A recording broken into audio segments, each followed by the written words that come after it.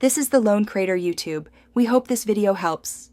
You start by using an administrator account so changes apply system-wide. This prevents permission errors later. Once signed in, close unrelated apps to avoid file locks. Open Settings or Control Panel and go straight to Programs and Features or Apps. This is where installed packages live. Locate the Wireless Test Assistant entry and note the version. This helps pick the correct uninstaller and any paired tools. If you see multiple entries, make sure you select the one matching the version you recorded. You click Uninstall and follow the prompts. Accept any elevated permissions so the process can remove drivers or services.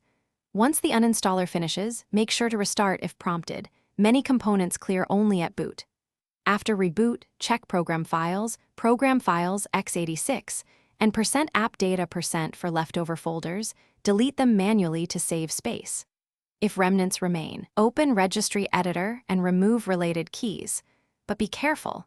Only delete keys you finish by cleaning drivers and ensuring the system is stable.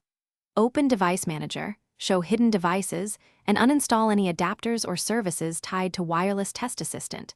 Then scan for hardware changes to refresh drivers. Make sure Windows Update or your vendor's driver tool doesn't reinstall the old driver automatically.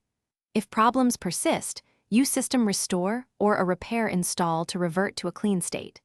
If driver signing blocks reinstall, temporarily disable driver signature enforcement to allow replacement drivers.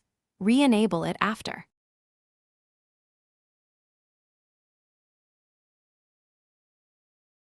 Thanks for watching. Consider subscribing if we helped you.